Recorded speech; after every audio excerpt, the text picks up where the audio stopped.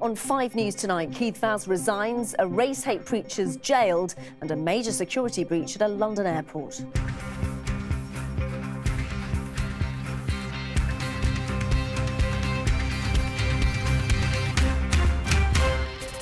Labour MP Keith Vaz quits as chair of a senior committee after newspaper allegations about prostitutes.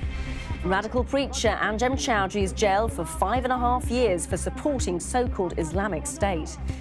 Flights cancelled, security breach. So just how did protesters get onto this airport runway?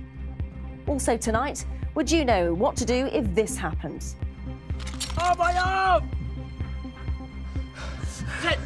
Okay, look, put pressure on it, mate.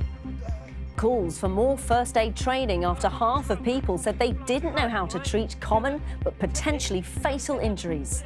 And how your children's packed lunches could be doing them serious damage.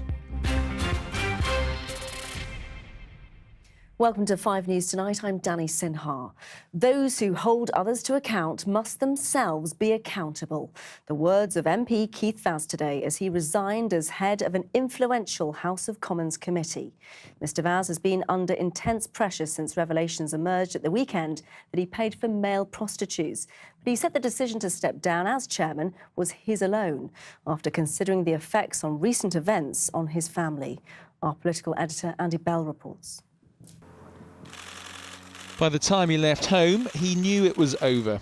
Keith Vaz would have to give up being the chair of the Home Affairs Select Committee, one of the biggest jobs for an MP outside government. Keith Vaz only issued a written statement today saying it is in the best interest of the Home Affairs Select Committee that its important work can be conducted without any distractions whatsoever. I am genuinely sorry that recent events make it impossible for this to happen if I remain chair. This is my decision and mine alone, and my first consideration has been the effect of recent events on my family. Allegations originally in the Sunday Mirror newspaper forced out the married father of 2. Allegations that he'd paid for male prostitutes and that he'd offered to pay for drugs. The pressure grew and proved irresistible. After he had spoken to the Home Affairs Committee today, the acting chair described the scene. He was genuinely sad about what has happened. He apologised to the committee for the trouble this has caused, and he obviously acknowledges that, and these are private matters now he will have to deal with. But absolutely, what was paramount to him, characteristically, is the reputation and the work of the committee going forward. Nobody is questioning our integrity. It's your judgment we're questioning. This was Keith Vaz at the height of his powers, here questioning Theresa May. He was first elected in 1987, the first Asian MP to win a seat in modern times. His government career was brief, but he became an influential figure in the party and rubbed shoulders with the great and the good. He's faced scandal before. He was suspended from the Commons for breaching the rules, and he had to pay back nearly £20,000 for wrongly claimed expenses. He survived those, but not this. One commentator from the newspaper group that first broke the story says it comes down to judgment. You find even Labour MPs, even people on his own side, they're not supporting him because they know what he did cannot be defended in public when he sits there in a very influential position, passing judgment on others. He was the great survivor, shrugging off criticism and scandal. That is now over, and it's not clear just where this once powerful MP goes from here. And that's just it, isn't it, Andy? What now for Keith Vaz? Well, he's still an MP, and significantly, he's still on Labour's ruling body, the National Executive Committee. Now, I saw Keith Vaz today in Parliament, and I have to say he was pretty much as he normally is. He was polite, he was calm, he seemed in control, despite everything that had gone on for him in the last 48 hours.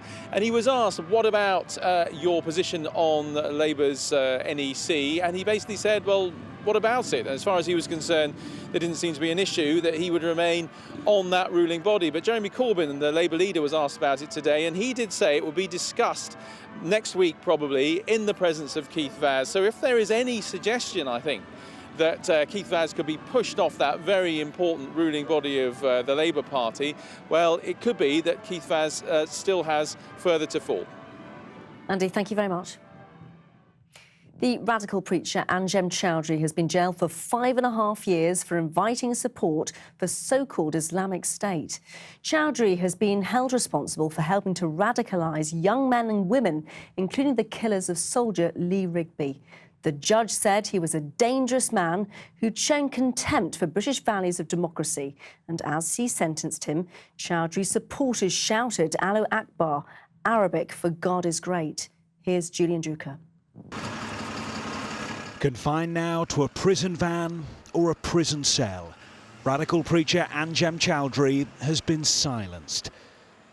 But over the course of 20 years, the self-styled most hated man in Britain was given free rein to espouse extremist views.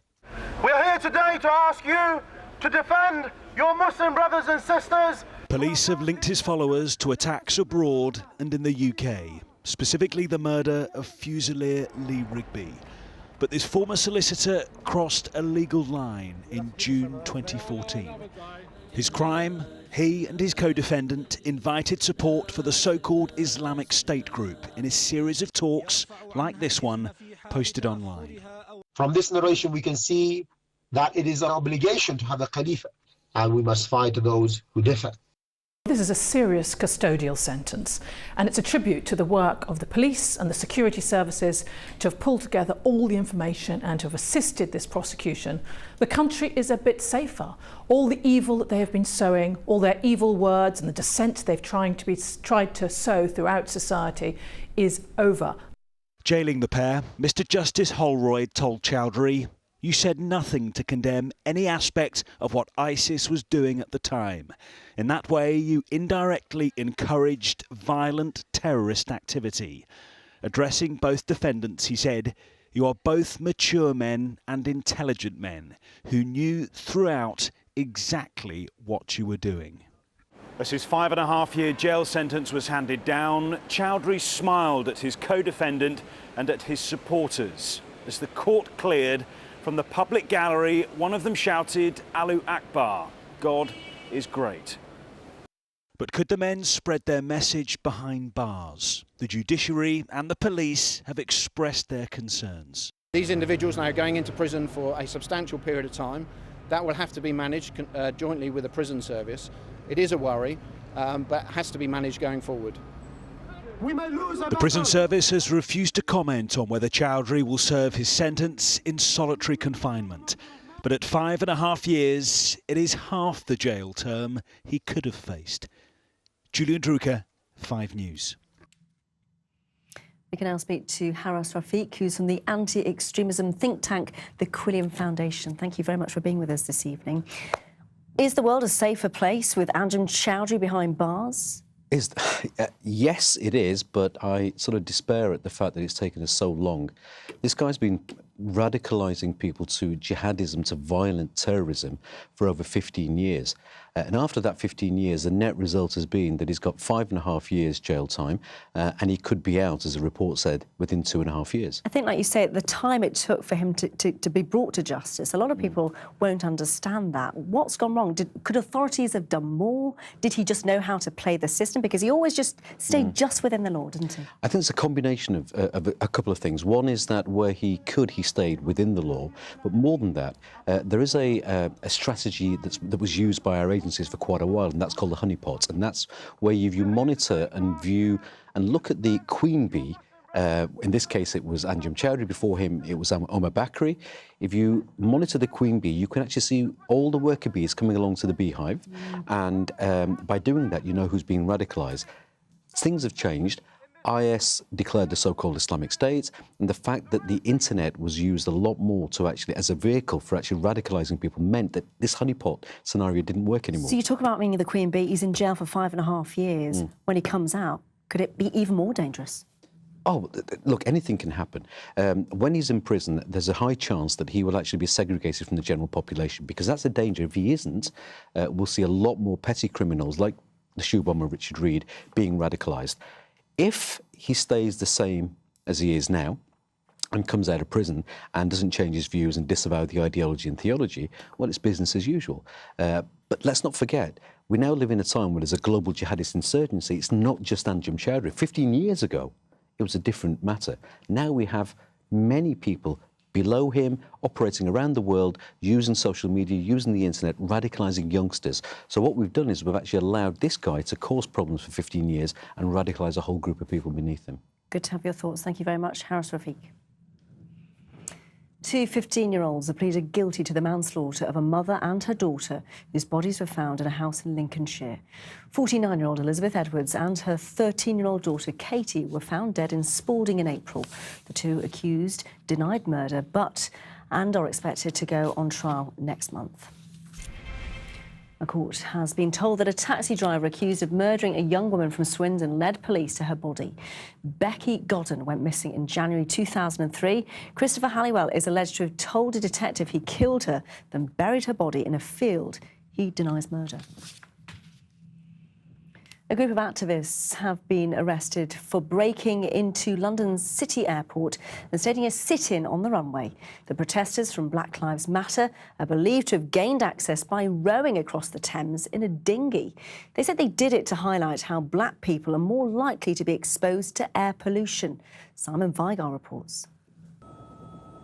Surrounded by police and airport staff, in the centre of the picture here, you can see one of the protesters sitting high above the others, chained to a tripod they've erected on the runway. London City Airport operates in the old Royal Docks, the runway surrounded by water. It's believed the protesters from the direct action group Black Lives Matter used a small boat to get their equipment across. And of course, it meant all flights in and out were cancelled. Absolutely horrendous. Been here since about 7:30 this morning. There's protesters on the runway, and they should just remove them, to be honest. I've got no sympathy, I'm sorry, but I've got no sympathy with these guys. Fortunately, these were just a bunch of fools, but anybody with any real intent to harm could have done the same thing, and the results could have been much more devastating. So yeah, we're all very upset. The organisation is important, but I mean, you know, going extreme, to my opinion, I think is not something that should be acceptable.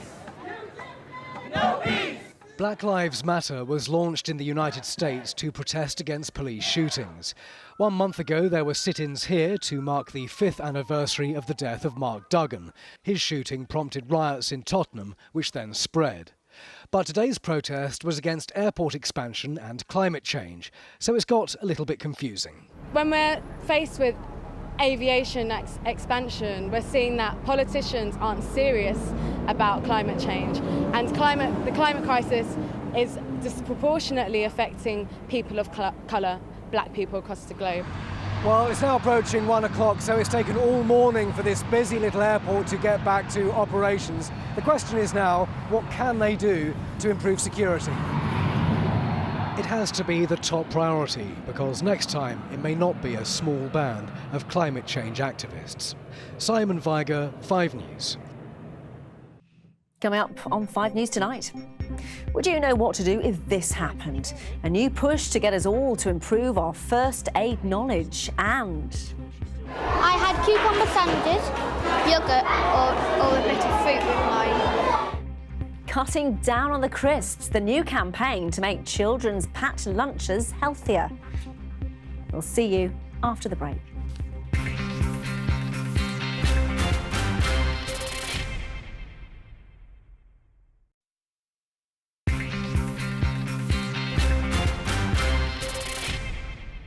Welcome back. You're watching 5 News Tonight.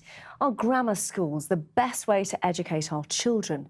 It's a debate that's been had across England recently, and it's clearly one that's been had in Downing Street too, because eagle-eyed photographers have once again managed to take pictures of a top-secret document being carried by a minister.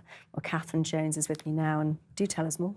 Well, it's not for the first time a minister has forgotten that phalanx of photographers that stands outside number 10 and has had a photograph taken with them clutching some confidential memo. In this case, today it was the Deputy Leader of the Lords, Earl Howe, and what he was holding was a memo from the most senior civil servant in the Education Department. And here is the first line of that page that's visible. The condoc, that means the consultation document, says we will open new grammars, albeit that they would have to follow various conditions.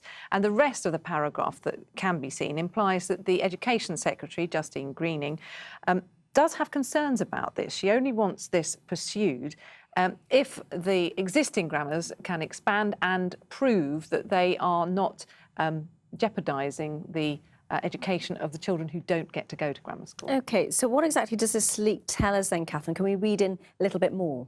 I suppose what we can really read in is how high on the agenda of the Prime Minister, Theresa May, this issue of selective education is. And that's interesting because it's a really career-defining move for her to make as a Premier. It'll be, you know, one of those things that defines Mayism, if we ever have such a thing like Thatcherism.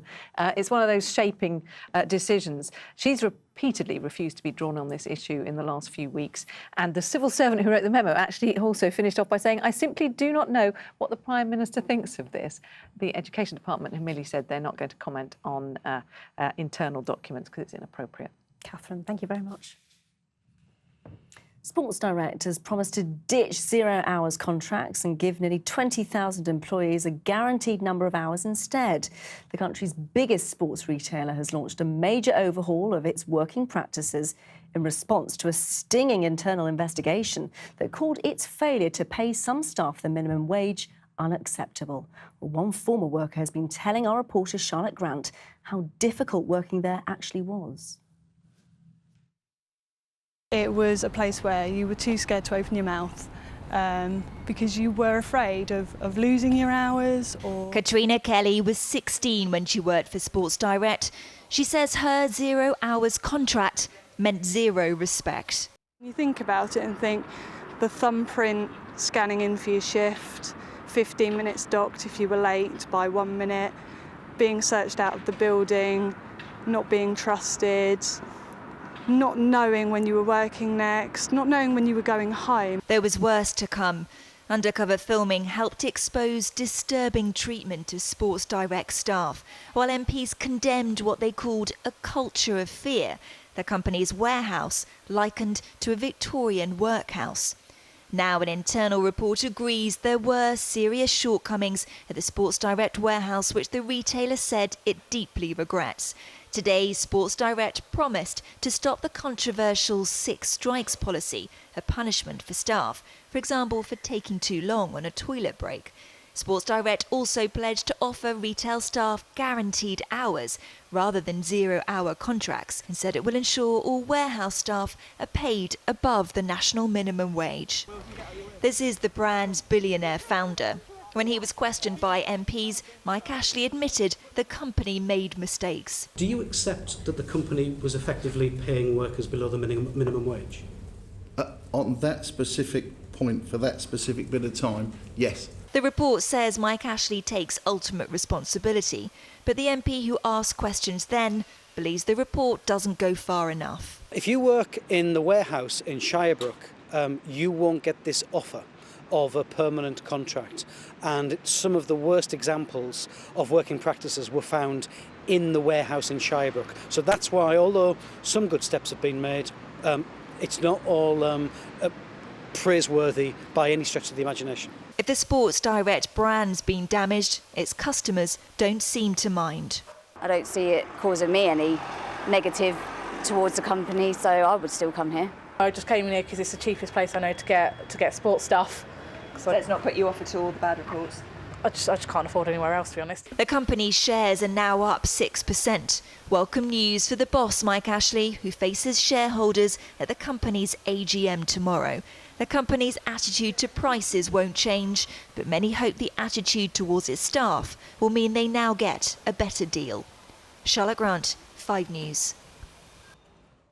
Would you know how to try and save someone's life if they collapsed in the street? Well, the British Red Cross has revealed that almost 60% of people who die from an injury before they reach hospital could have been saved with first aid. But the charity says very few people have the skills necessary to be able to help. Well, I'm delighted to say Joe Mulligan, Head of First Aid Education at the British Red Cross, joins us now. Good to have you with us, Joe. Thank you.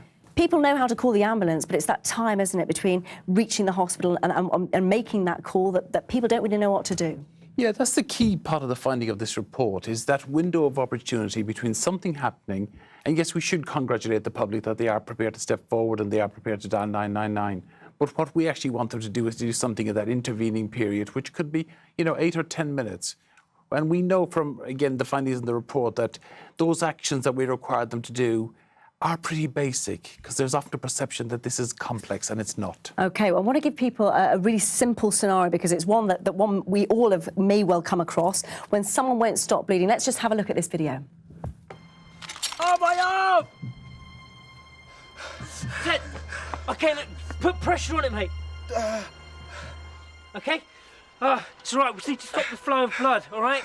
Here, look, take this. Here, take that. So, Joe, someone's bleeding there. What should we do? Exactly as you've seen on screen there. Apply something, ideally something that's absorbent, some piece of clothing as you've seen there, possibly a T-shirt, maybe even a tea towel if it's in the home, and apply pressure on the wound. And that should sufficiently stem the blood flow to ensure that the person actually doesn't die. Do you think first skills should be mandatory then?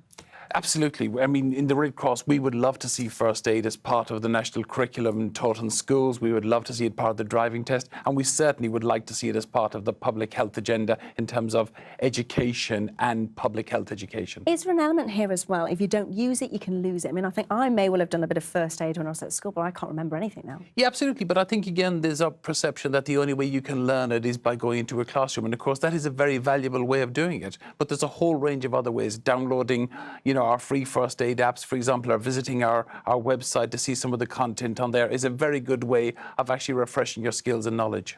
I want to go through another scenario because it's another common emergency when someone collapses. Let's just have a look at this. Can we bring some video in there? Yes, there we go. So someone's collapsed. Just talk us through what people should be doing there. Well, what you're seeing here is actually somebody who's in a collapsed state. And the first thing you should do is them checking to see if the person is breathing or not by tilting the head backwards, look and listen and see if the person is breathing. Once you've actually checked if the person is breathing, that then depends on how you should respond from there on in.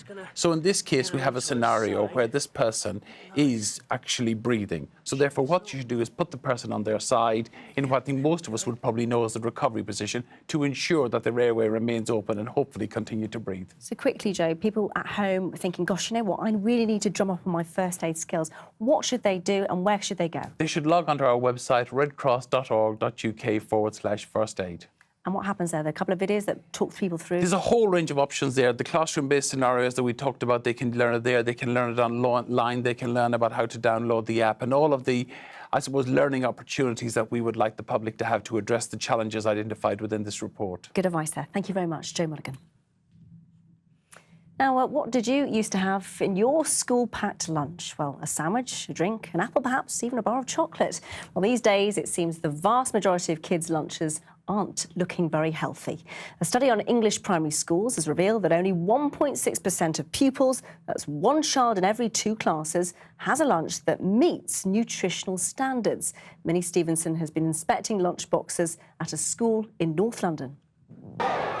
It's lunchtime at one primary school, and coming back from the summer holidays is hungry work. But what can be found inside those lunch boxes? Pasta and fruits. I had cucumber sandwich, yoghurt or a bit of fruit with mine. While these kids at Duncan Primary School in North London have healthy options on the menu, they are very much in the minority. A major study has found that 98% of packed lunches in England did not meet basic nutritional standards. Instead, they were full of high levels of sugars, salts and saturated fats. In fact, researchers discovered that 60% of lunchboxes contained crisps, 52% had a chocolate bar or a cake, and 46% contained a sugary drink. Nutritionists say switching to healthier options doesn't have to cost you time or more money. Yeah, so for example, instead of ham sandwiches, which tend to be salty, have hummus sandwiches for the kids, which tend to be healthier. Or for example, instead of crisps, have popcorn, lightly salted or unsalted popcorn. And instead of sugary drinks, have a squash or water, even better. Let's have some more kids. Who's going to help me cut this up? Despite high-profile campaigns by the likes of Jamie Oliver, which have improved school dinners, it seems pat lunches are still lagging behind. So how will that go down with parents at the school gates? I find it upsetting. I find it very, very upsetting because the packed lunches is not that good. Crepes, biscuits, you know, and sandwiches, so it's not healthy. They need to learn what is healthy for their own kids. I know my two would definitely do that. They would leave the sandwich and want like the rubbish. While many schools have their own healthy pat lunch policy, the experts are now calling upon the government to do more and keep junk food out of the nation's lunchboxes. Minnie Stevenson, 5 News. Well, let's speak now to Sue Atkins, who's a parenting advisor and former head teacher. And also with us is Ayala Spiro, who is a senior nutrition expert at the British Nutrition Foundation. Good evening to you, ladies. Hello. First up, we have, our producers have been very busy today. We've been gathering some items for a typical lunchbox. And if I could turn to you, Ayala, because this is a typical lunchbox. We're not singling out any brands, it must be said. But talk us through, you know, marks out of 10. Well, first of all, to say that really what we should be looking for is a balance. Okay. So we're not really wanting to say something's bad, something's good, but really to sort of have a look at a balance of a kid's meal throughout the week. And that might include a sandwich. Okay. And of course, we can do different things with sandwiches. This is a white ham sandwich. Nothing wrong with it sort of occasionally, but we might want to think about brown bread or different kinds of bread so the pat lunch doesn't get boring. We might want to think of a few different fillings as well as ham because it's quite high in salt. We could think of maybe some hummus or some chicken. So there are other fish. variations. Exactly. With crisps, that's quite a large bag. So if salt. And salt, but also what you could say, well, if your child really likes crisps and they want them in their lunchbox occasionally, why not get a little pack? Yeah. And do a little bit less. Let's pause there because you mentioned that balance issue. And Sue, you speak for parents. Parents can really bang their heads against a wall. I mean, if their kid is adamant, I want this, mummy or daddy, you know, I'm going to have it. I mean, what do they do in that sort of situation? Well, that you're not there to be your child's friend, you're there to be their parent, so you have to sort of take that and sort of change it and educate them. It can be difficult though, can't it? It can, of course, but actually if you start young, I think the whole point is start when they're very young, when they're toddlers and things, and to get them involved in cooking with you and making up the pat lunches and talking about what's healthy and what isn't healthy and make it a rainbow, so you could have raw vegetables and things that could be fun, cucumbers and carrots and hummus and all sorts of stuff, so that actually from the very early age they're used to thinking in a different way about not just having the salt things. And also with the crisps and things, just put them in a small packet, you know, and then you can just have them. But it's balance all the way through, isn't it? It's about looking at it from a whole week, but not being frightened to say no to your children, because otherwise, I used to be deputy head and they go in and they'll be, you know, and you think, oh, it's just chocolate and crisps you've eaten today. Didn't you? Do you want a piece of sandwich? Do you know what, ladies? We could talk more about this, but I'm afraid time is against us. Thank you very much. That is all for now. Sean Welby has got the weather next, and Sam has the updates throughout the evening from all the team. Thanks very much for watching. Good night.